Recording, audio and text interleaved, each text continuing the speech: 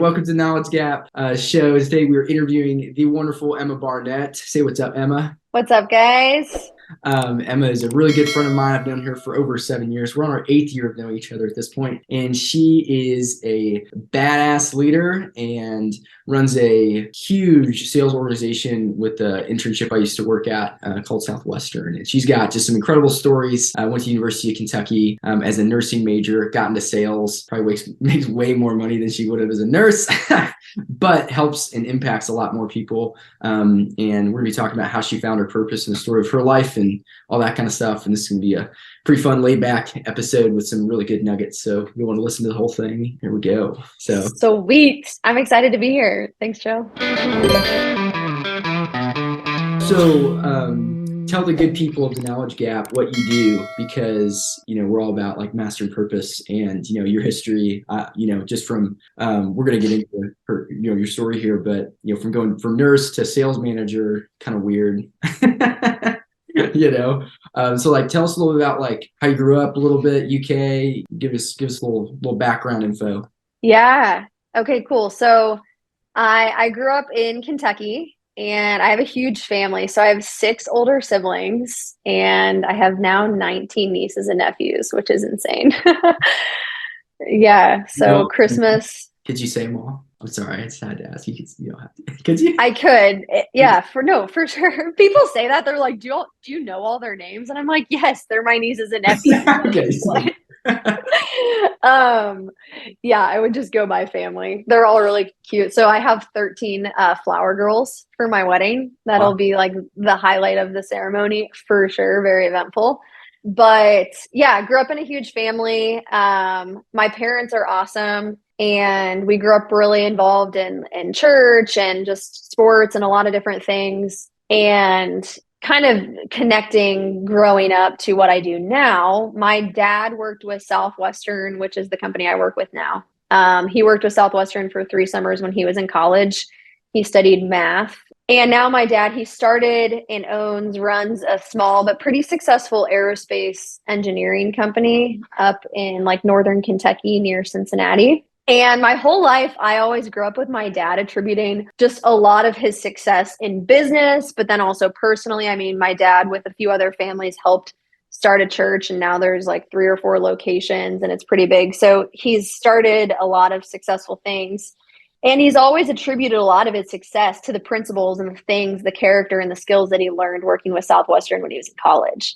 So my siblings and I all kind of thought that was pretty cool. That always stood out to us. So 5 of my 6 older siblings all worked with Southwestern, which I'll kind of explain more about what it is maybe in a minute. Summer internship. Who was the black sheep? Like, why did they? Michael, the one right above me, he's 2 years older than me, and he went into the Marines right out of high school. So it was a pretty good excuse. I guess that's a good excuse. That's kind of the same sort of mental torture, right? Oh yeah, for sure. Definitely. Maybe even worse. Yeah. So he gets a pass. But my siblings are in like all sorts of different fields. One of my sisters is like a nurse practitioner and works with a consulting group. One of my sisters worked in tech sales. One of my brothers is like an engineer. One's a pastor. One was like a semi-professional athlete for a while and now does some different things. So they went into all different fields, but they all attributed a lot of their success also to what they learned working with Southwestern when they were in college. So needless to say, I came to UK as a freshman in 2016 and I was like, okay, I should probably at least check this thing out. So I went to an informational meeting, heard about it, and long story short, ended up working with Southwestern every summer in college, 2016 to 2019. And I loved it. It was awesome. I definitely got my teeth kicked in. It was really tough, especially my first summer. And I had an awesome experience though. So now I'm going on, I guess, like 7-8 years working with Southwestern. So yeah, and a fun fact, Emma was number 2 in the world her first year, and she beat up on a bunch of dudes who couldn't handle their stuff out there. Because if you don't know what Southwestern is, it's a door-to-door sales internship, and it's really hard. It's like almost like doing a ultra marathon Spartan race, but with your communication skills. And toughness and rejection. It's kind of like the opposite. Did you know, by the way, I Yeah. looked up, Danielle and I were talking the other day, and somehow this came up, but we're both really into psychology, and we looked up somewhere where rejection, the pain of rejection is stored in your brain the same as if you like got punched. It's like physical What? same thing, yeah.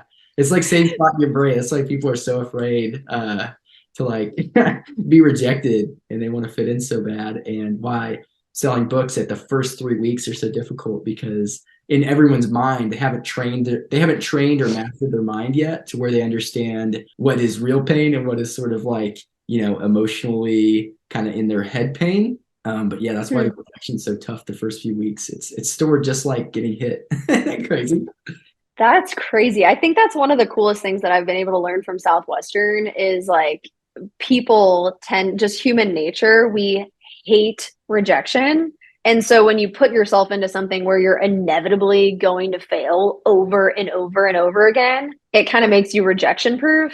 And then when you do other things in life, it's like you almost feel like you're invincible because you're like, even if no one says yes, like I don't care, you know? Oh, it's a great feeling. Yeah, getting through that, it's like toughening up. Like some people think, and if this is you, it's like no judgment at all. But some people think running a mile is like the hardest thing ever, and then if you go run a half marathon, to you, like running a mile the rest of your life is like the easiest thing ever. It's just sort of your brain naturally seems to just toughen up. So I play soccer, that. A lot of people on here may not know that. Actually, I don't think I've talked about soccer much, but my brother-in-law, whose name will not be mentioned on this podcast, we were hanging out for July 4th, and it was just kind of like the brothers and me. So I have two brothers-in-law. In where were we? We were in Lexington, Kentucky, maybe. We were in Kentucky, near where you live, probably. And I did something. Kind of one of his brothers plays soccer, and it kind of pissed him off or something. He just hauls off and kicks me in the shin. Yeah, I have no idea. Oh my It gosh. hurt really bad, and in fact, it was kind of swollen and just bruised for a couple days or whatever. It's actually really like a couple weeks. It was pretty sore, and Oh my God. on my shin, where he kicked me, there's just like a calcified part of my bone that's harder than the rest of the shin. Isn't that weird? That's insane. But Ow. so if someone kicked me there, they'd probably break their foot now at this point. But uh, that idea is that, just like your bones, they calcify. Like, soccer players' shins are naturally harder because they've been kicked there more often than not. Someone steps on my foot, I kind of don't notice, to be honest. Like someone raked my foot hard with their cleats yesterday playing, and I don't feel it anymore because your mind just knows that if you get there so many times, it's gotten so strong in that area. It's just like it's not going to break or snap. Whereas if you obviously had never been kicked in the shin, someone just wails off and kicks you, or you kick them, there's this really weird phenomenon that people just snap their shins when they kick people because their bones haven't calcified. I know that's kind of gross, but Wow. your brain, right? So when you go and get rejected a bunch, your brain, you just toughen up. You learn to be like, oh, that's not real pain. That's just like in my head, and it doesn't actually matter. And I'll never meet that person again. And they're probably just having a bad day, or whatever. Yeah, And that's an definitely. important lifelong skill, because if you don't overcome that, especially early, because as you age, your proclivity to take risks, and that's word of the day, proclivity, becomes Good more word. difficult, right? So you're not willing to take risks the older you get. So the earlier you can get through Hmm. that phase of life where you're like, okay, I'm just going to go get rejected until I cry, and then I'm going to be okay. I'm going to figure out why it's important and why it doesn't matter, because like starting a podcast like this one, for example, was about 6 to 7 months of straight up rejection by no one in particular, but by everyone at the same time. Because as you start something like this, it's weird because then this goes with any podcast. I don't think I'm special that this happened to me, but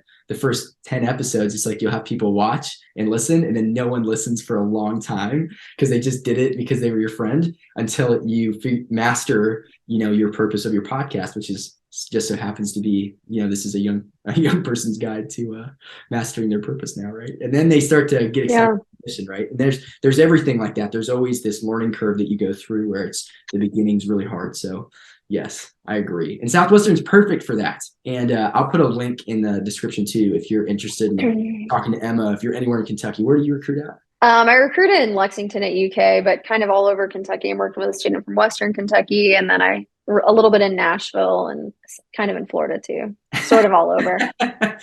Yeah. So if you're in any of those three places, there'll be a If link. you're in the United States. Emma will talk to anybody who's willing to take on that kind of challenge. So tell us a little bit more about that then. Sorry, I didn't mean to cut you off. So you were telling us about how you did it for a bunch of summers now. So like, why did you do that? Because you were a nursing major. Like, how in the world would that even cross your mind of like, oh, I mean, I guess with your dad, obviously, but after a couple of years and you were looking at what were you going to do like a nursing school after college? And then like, tell us about how did you decide what your purpose is and why you stuck with it? That's a great question. So initially, kind of why I wanted to do it, it's an opportunity to make really good money. The average kid makes like 10 grand during the summer. I was paying my way through school, and the thought of having a ton of student loans that I would be paying on for the rest of my life really freaked me out. So that was a huge draw for me, like initially. And probably more than that, was really the confidence that I wanted to gain. Before working with Southwestern, I had pretty conditional confidence. And obviously, that's a lifelong journey. I'm not saying I'm unconditionally confident, but if I was in a social situation with like a bunch of my best friends, I was really confident. Or if I had just won a track meet, I was really confident. But, take me out of those situations and I'm in a social situation with no one that I know, or I just sucked in the race before, my confidence was just up and down. And one thing that I had learned talking to a lot of people that worked with Southwestern is the confidence that they've gained. So that was one thing that I really wanted to gain. And that's probably the biggest thing that I did gain my first summer. And then kind of moving through college, I knew that it was just going to make sense because I knew that there was nowhere else that I could learn more, earn more, and grow more. One of my mentors in college would always ask me that, like, where can you learn the most? Where can you earn the most? And where can you grow the most? And really, ideally, that's what you should be spending your time doing in college. So I knew that that was Southwestern. That was pretty clear to me. And then in terms of after college, though, I definitely did not plan on working full time with Southwestern when I was in nursing school. So I thought I was going to be a nurse, and Southwestern really just opened up a lot of other doors, as you know, Joe. It's more so once you work with Southwestern and do well, you're kind of more so getting recruited for all these different things than you are like trying to find a job. And so when I was nearing graduation, I had different opportunities. I had kind of pretty heavily thought about like medical device sales. And that's a really awesome gig. You can make a ton of money and it's pretty flexible. I shadowed a guy for that. And there was different things that I was considering. And ultimately, I had a conversation with one of my mentors and also my dad. And they both kind of had similar advice. They were like, when you're thinking about a career, instead of thinking about what you want to do, and this is funny because I just listened to your most recent episode and you were kind of talking about this. Instead of thinking about what you want to do, think about what, like the criteria for your career. Like, what kind of impact do you want to make? Is that important? Like, what kind of flexibility, what kind of money, like just all of the different things. So I basically made a list of all of the things that I wanted in a career and then reverse engineered. And I did not expect the answer to be Southwestern, but ultimately it was. And the main thing was really the impact. I was definitely leaning towards doing medical device sales. And anyone listening, if you like know anything about medical device sales, you can make like just stupid money. And it's very lucrative. So that's kind of what I was leaning towards. It, boosted my ego, and I could kind of like using my degree would sort of help me a little bit, give me some credibility. And ultimately I ended up, do you want me to wait till you find this average? Oh, no, you're good. I'm still okay.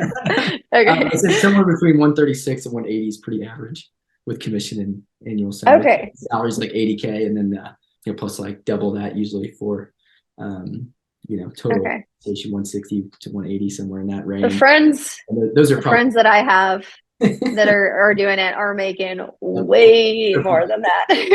Obviously, the 1% versus the average, right? So right. They're probably making 300 or 400 or 500 a year. I know. Yeah, I know someone who's like early 30s making like $500,000. a year Yeah. doing medical device sales. So anyway, ultimately it was like, I really had to just pray about it and take a step back and reevaluate my criteria. And ultimately, I think like my purpose, if we're going with the theme of this podcast, is about impact. I think that's why God has me here. And regardless of, people listening, whether you guys believe in God or whatever it is that you believe in, I think that all of our purposes kind of revolve around impact and helping people. And Southwestern, I think, just has a really unique level of impact. And you know that, Joe, from impacting a ton of people in your time in Southwestern. And so I think God just made it really clear to me that like that's where I need to be and that's what I need to be doing. And here I am 8 years later with a nursing degree, knocking on doors. Yeah, nice.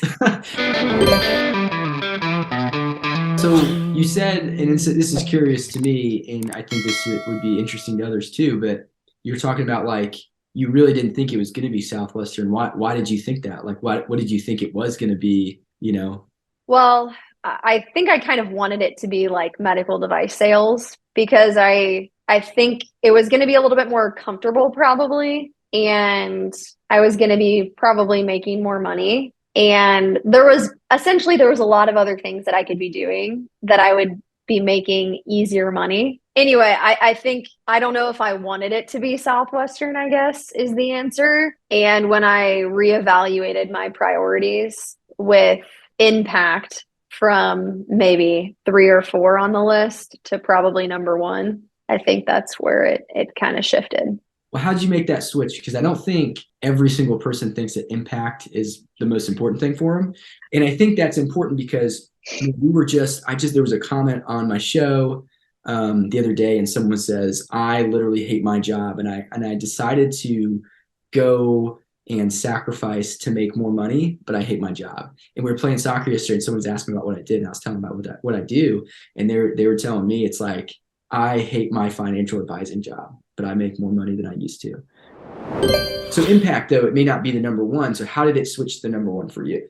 Well, I guess I do want to preface by saying I think one thing that's kind of can be a little bit weird about this new generation, whatever it is, Gen Z, is I've realized interviewing hundreds or however many thousands maybe of college students, people are almost like afraid to talk about money, in my opinion, like this new generation.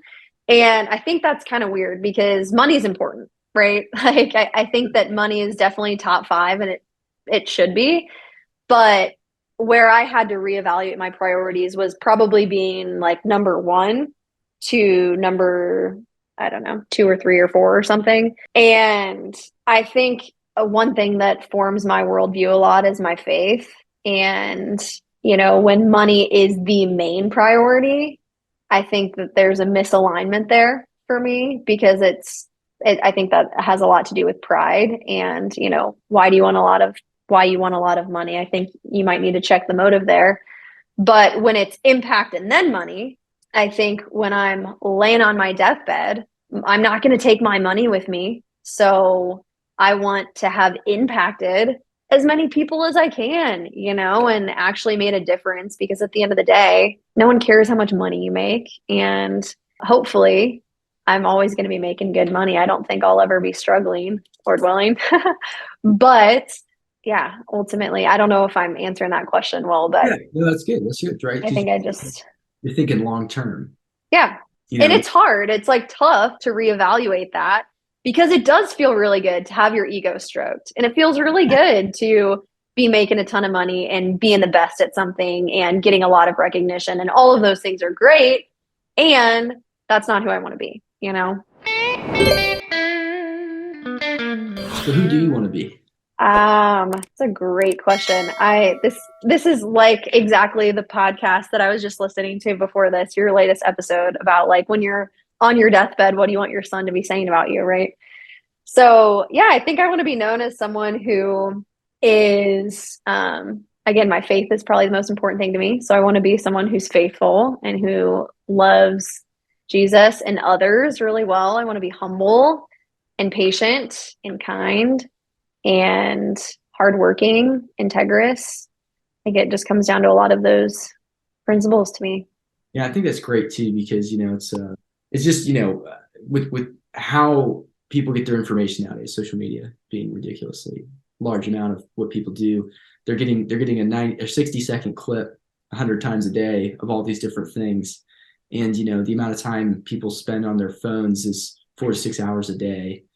Kind of on average, just absolutely not utilizing their time, right? And it's important to help people realize that thinking about this kind of stuff is a big deal, because the change that you want to have and the impact you want to have is not going to be on your phone. It's not going to be in all these things that we get distracted with. It's going to be doing, living out those principles of, work ethic and integrity and living out your faith, because at the end of the day, if someone does care about how much money you make, do you really care that much? And if you're a person who did Southwestern, you definitely don't care, because you've gone through you've built up your rejection muscle. But you got to think through the psychology of them. Why would someone care how much money you have? Well, the reason that they care how much money you have is because they use it as a confidence booster for themselves. Why do they use it as a confidence booster? Well, they think that they're better than you, therefore they think they have confidence. And if they base their life around this, fleeting thing of money, where it's a status symbol and I have more than you, therefore I'm better. It's like, maybe, or you cheated people. I mean, or you stole things, I don't know, or you made a bunch of deals. Like we had with Elevate Wellness, we had a business that we paid some stuff to hire some people that we thought were going to be good, and they were going to help us with some marketing stuff. Paid a lot of money for this, and the service was not at all. We actually tried this twice. We'll never do it again. We tried it twice, and both times total waste of money. And at the end of it all, we were like, hey, we really didn't like the service, and they were trying to get more money from us, because it also wasn't clear up front, and the service was just so bad. And he basically was emailing us and just threatening to sue and all this stuff, and it's just like, wow, My gosh, what a terrible way to run a business. It's like, yeah, hey, this service really was awful, and then instead of cutting that, like doing the right business move, be like, hey, that's our fault. Here, just keep the extra or whatever, because we'd already paid him like 90% at that point or whatever it was. And he was just so rude about it. He just really wasn't. He just didn't handle it well. It seemed like it was totally about the money for him, because they didn't check in after a couple months. They didn't check in at all with us. It was just crazy. wow, So it's like, I see stuff like that, and it's like, well, okay, there's people who's in it for the money, and there's people who, do it for the people, right? And I think there's pros and cons to both. And I think you kind of just being in the middle, like sometimes you've got to have that boundary of like, well, I really can't give you the money back for that thing. But a lot of times if you just do the right thing, where it's like, well, they're just upset, let's go just ease that over.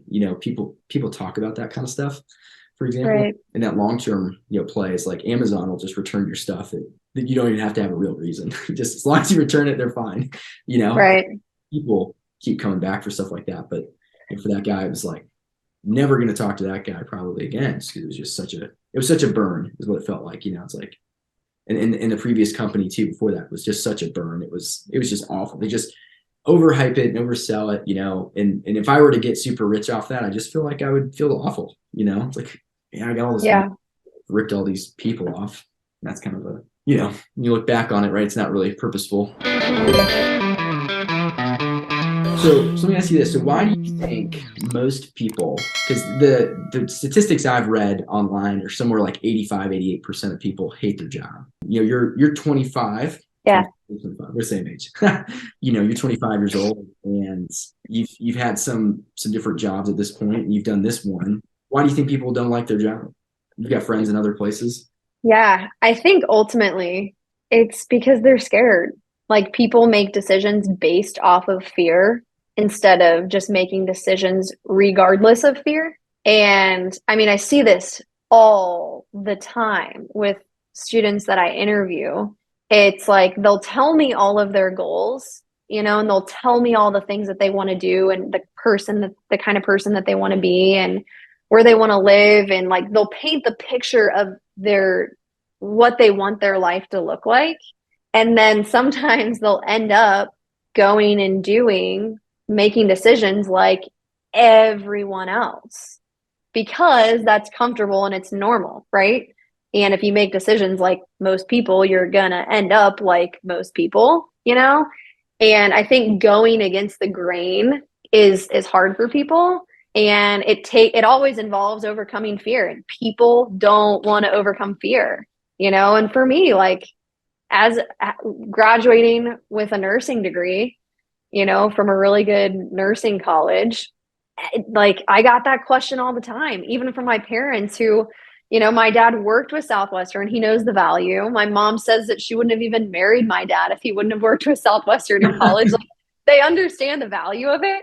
And even still, it was like, you know, I got a little pushback of like, ooh, are you sure you can make it? Or like, what? Okay, you know, and all of my nursing friends and got ghosted from some of my advisors and professors that I really loved because most people make decisions like most people, and most people make decisions based off of fear.